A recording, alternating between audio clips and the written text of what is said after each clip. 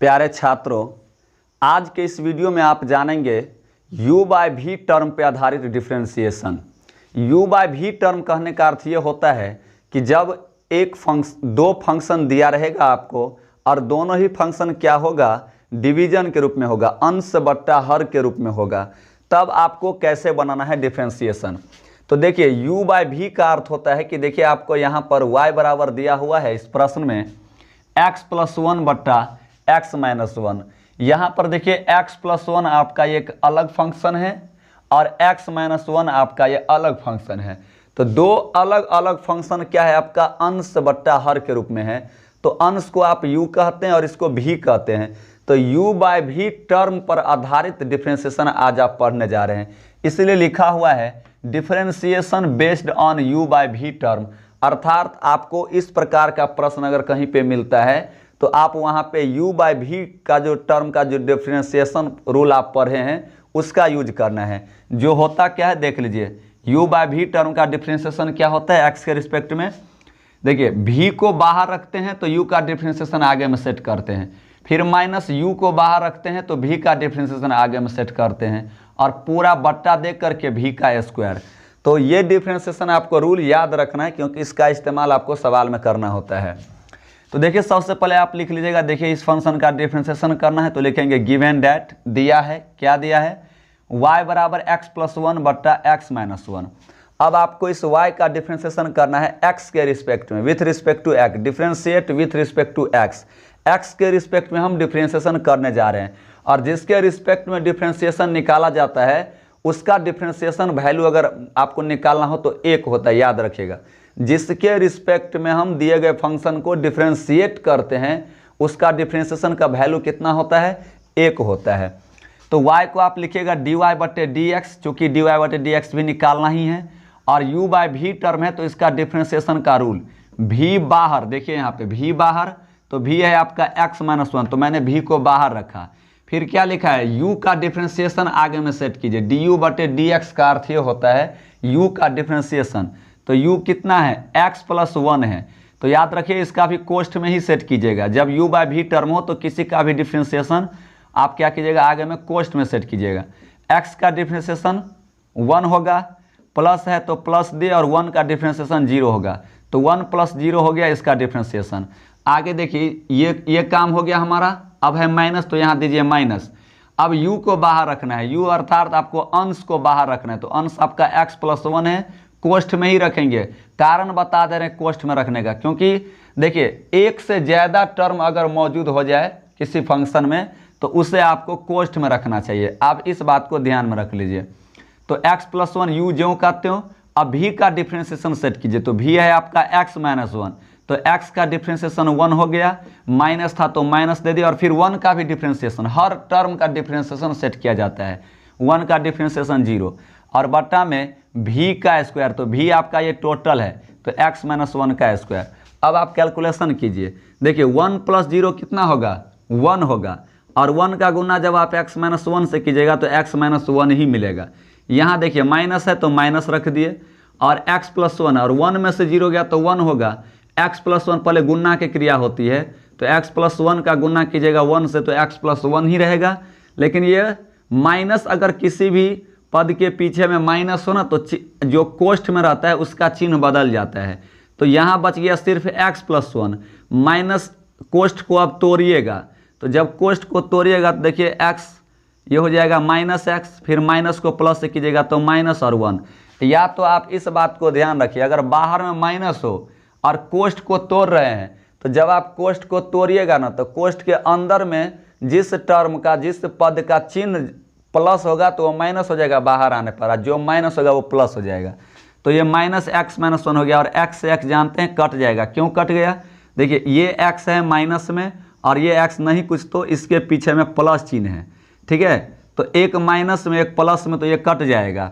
और अब ऊपर में कितना बच गया, माइनस में 1 और माइनस 1, एक गो माइनस, 2 गो माइनस में 1, ठीक है। तो टोटल ऊपर में माइनस 2 हो गया, और बट्टा में आपका x माइनस 1 का होल स्क्वायर। यही आपको आगे कुछ काम नहीं करना है इसमें, यही आपका आंसर हो जाता है। उम्मीद है कि आप ये डिफरेंशिएशन समझ गए होंगे, और अगर आप ये u बाय v टर्म का एक डिफरेंशिएशन समझ गए तो अब जहाँ कहीं भी इसका यूज करना होगा, अब आप आसानी से u बाय v टर्म पे आधारित डिफ्रेंसिएशन बना सकते हैं। चलिए अगला एग्जाम्पल देखते हैं। प्यारे छात्रों, अब आप देखेंगे question number 2, u by v term पर आधारित ही मैं अभी आपको प्रश्न करा रहा हूँ। क्वेश्चन नंबर 2 कर रहा है आपको फाइंड dy बटे डी थीटा इफ y बराबर साइन थीटा बटे 1 प्लस कॉस थीटा। देखिए यहाँ आपका फंक्शन थीटा है, तो यहाँ पे x के जगह डी थीटा लिया गया है। इस बात को आप ध्यान रखेंगे। y इक्वल टू फंक्शन आपको थीटा है, यानी इस बार आपको डिफ्रेंशिएशन निकालना है किसके रिस्पेक्ट में, थीटा के रिस्पेक्ट में। तो याद रखिएगा थीटा का डिफ्रेंशिएशन अब 1 हो जाएगा। तो इस तरफ थीटा था तो नीचा में थीटा ही लिए हैं। तो क्या करना है आपको, सबसे पहले लिख लेना है गिवन दैट y बराबर साइन थीटा बटे 1 प्लस कॉस थीटा। देखिए कैसे पहचाने कि ये हमारा u बाय v टर्म पे आधारित डिफ्रेंशिएशन है। तो देखिए एक फंक्शन अंश में, दूसरा फंक्शन हर में। तो अंश बाय हर के रूप में अगर आपको कहीं भी मिलता है फंक्शन, तो आप समझिएगा कि ये u बाय v टर्म पे आधारित डिफ्रेंशिएशन है, और ये डिफ्रेंशिएशन आप जान चुके हैं। तो लिखेंगे अब क्या, देयरफॉर y को लिखेगा dy बटे dx, नहीं यहाँ पे लिखेंगे हम लोग d थीटा। ठीक है, dy बटे डी थीटा। आप देख लीजिए निकालना भी क्या है आपको, dy बटे डी थीटा।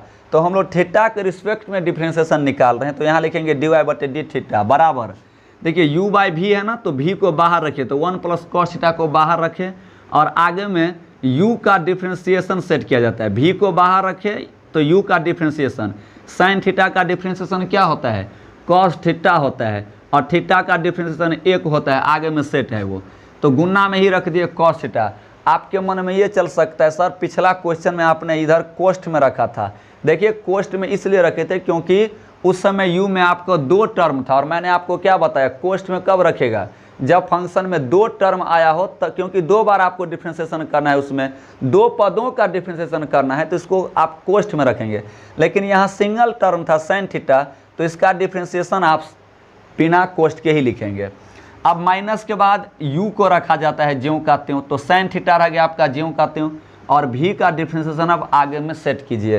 तो v है आपका 1 प्लस कॉस थीटा। देखिए इसमें 2 टर्म है, 2 पद है, इसीलिए इसका डिफ्रेंशिएशन हम आगे में कोष्ठ में सेट किए हैं। तो 1 का डिफ्रेंशिएशन 0 हो जाएगा, और जानते हैं कि कॉस थीटा का डिफ्रेंशिएशन होता है माइनस में साइन थीटा, तो यहाँ माइनस में साइन थीटा। अगला काम आप क्या कीजिए, इस कोष्ठ से इस कोष्ठ का गुना कीजिए। तो कॉस थीटा को 1 से कीजिएगा तो कॉस थीटा, प्लस चिन्ह है तो प्लस दिए, फिर कॉस थीटा को कॉस थीटा से कीजिएगा तो कॉस स्क्वायर थीटा हो जाएगा, माइनस था तो माइनस साइन थीटा, और इस कोष्ठ का कैलकुलेशन पहले कीजिए। तो 0 में से साइन थीटा, 0 मतलब कुछ भी नहीं है, तो 0 को हटा दीजिए, तो सिर्फ कोष्ठ में क्या बचा, माइनस साइन थीटा बचा। समझ में आया क्या, 0 मीन्स कुछ नहीं, तो 0 आप मन से अब हटा दीजिए, तो सिर्फ कितना है ये कोष्ठ में, माइनस में साइन थीटा। अगली बार इस कोष्ठ को तोड़िए, ये कॉस थीटा जो कॉस स्क्वायर थीटा तो ज्यों का त्यों रहेगा, और यहाँ माइनस माइनस प्लस हो जाएगा, और साइन थीटा को साइन थीटा से कीजिएगा तो साइन स्क्वायर थीटा, और बटा में आपका v स्क्वायर जो कि चलता आ रहा है, v का स्क्वायर सेट है 1 प्लस कॉस थीटा का स्क्वायर।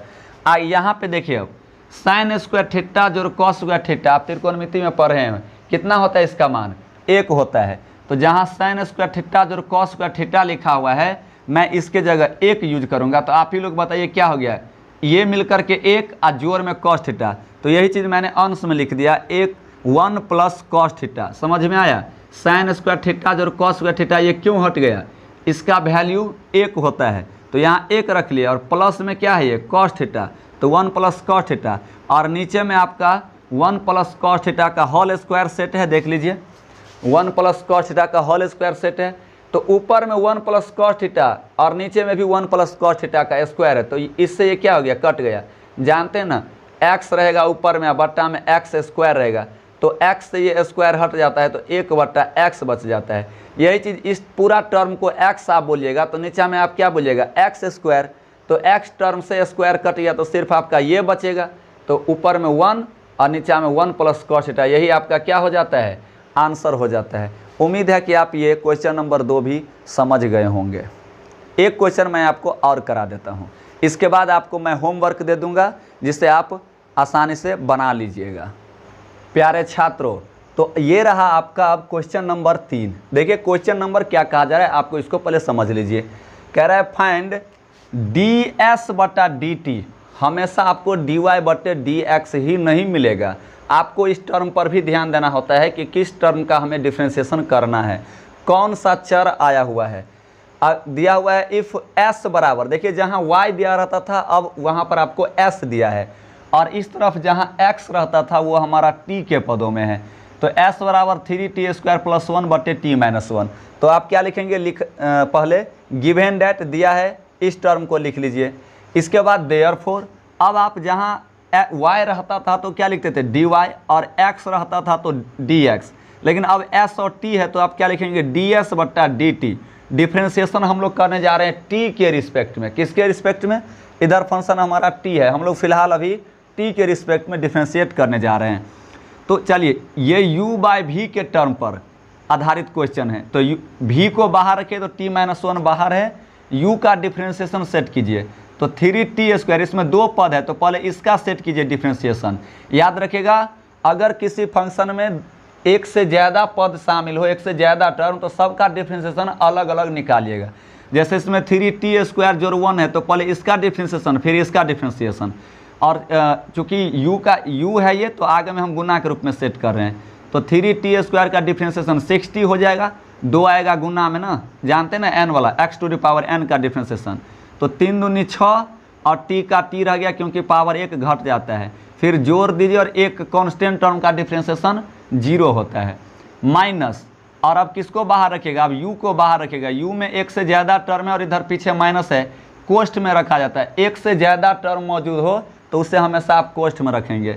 और आगे में अब v का डिफ्रेंशिएशन सेट कीजिए तो t - 1 में क्या होगा, t का डिफ्रेंशिएशन 1, क्योंकि हम t के रिस्पेक्ट में ही डिफ्रेंशिएट करने जा रहे हैं, और जिसके रिस्पेक्ट में डिफ्रेंशिएशन निकाला जाता है उसका वैल्यू 1 होता है, फिर माइनस दीजिए और 1 का डिफ्रेंशिएशन 0, और नीचे में v², तो v की जगह t - 1 है, इसका स्क्वायर।